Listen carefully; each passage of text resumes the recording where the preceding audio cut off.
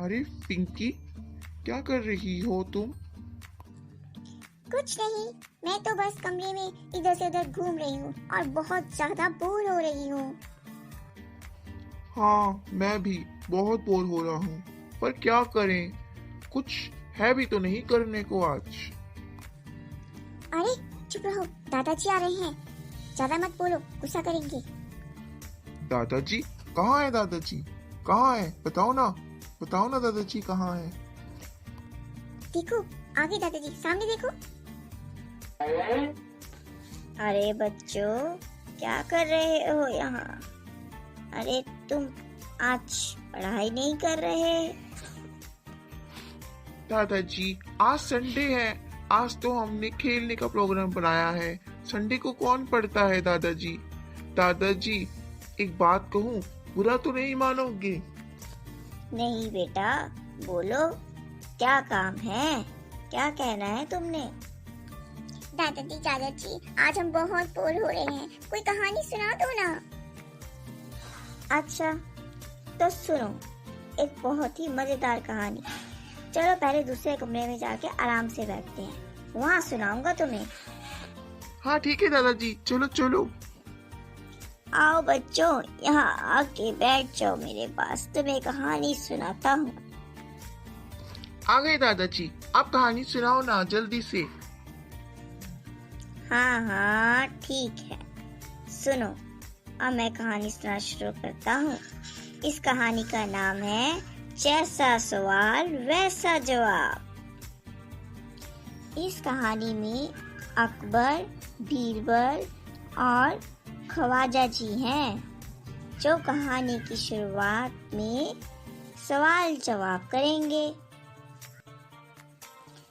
बादशाह अकबर अपने मंत्री बीरबल को बहुत पसंद करता था।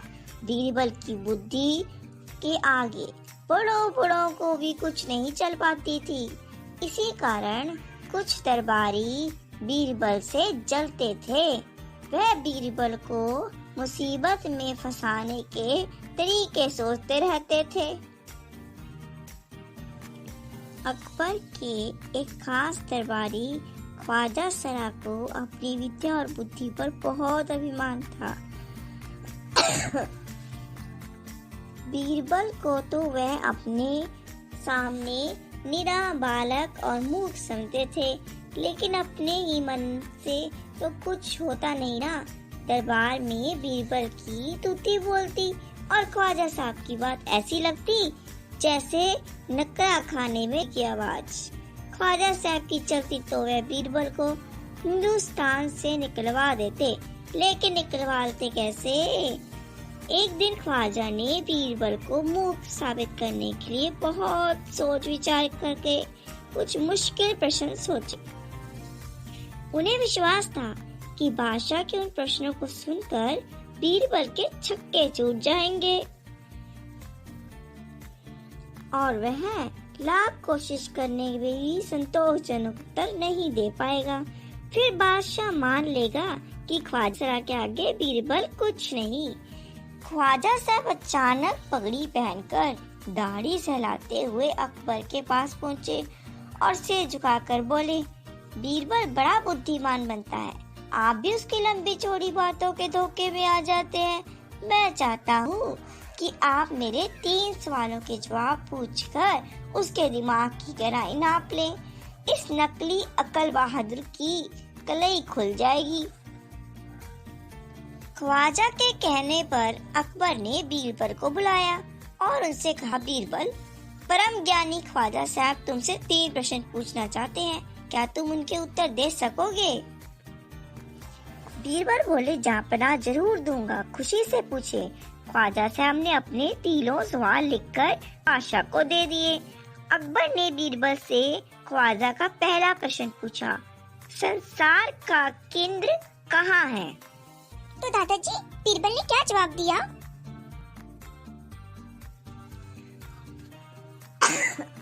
बीरबल ने तुरंत जमीन पर अपनी छड़ी गाड़कर उत्तर दिया, यही स्थान चारों ओर से दुनिया के बीचों बीच पड़ता है। यही ख्वाजा साहब को विश्वास ना हो तो वह फीते से सारी दुनिया को नाप कर दिखा दे कि मेरी बात गलत है। फिर अकबर ने दूसरा प्रश्न किया। अकबर ने कहा, आकाश में कितने तारे हैं? बीरबल ने एक भेड़ मंगवा कर कहा, इस भेड़ के शरीर में जितने बाल हैं उतने ही तारे आसमान में हैं। ख्वाजा साहब को इसमें संदेह हो तो वह बालों को गिनकर तारों की संख्या से तुलना कर ले।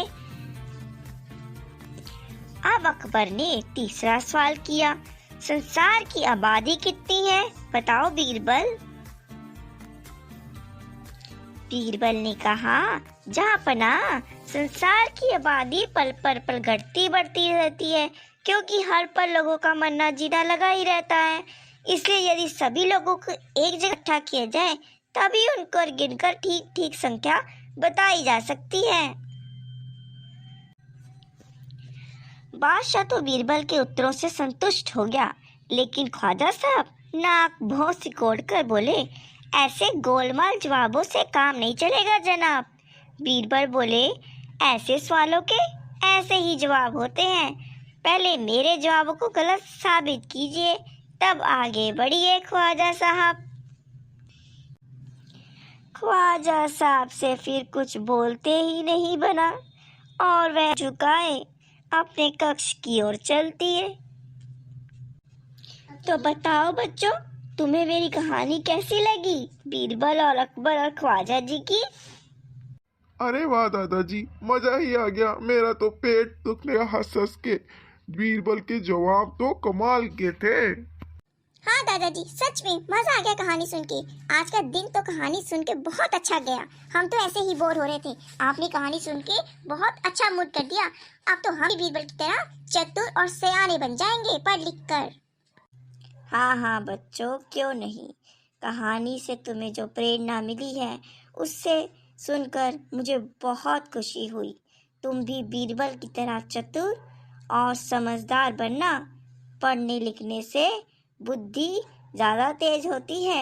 आई समझ में ना? चलो अब मैं कमरे की तरफ जाता हूँ अपने। मैं थोड़ा आराम करना चाहता हूँ, बहुत थक गया हूँ।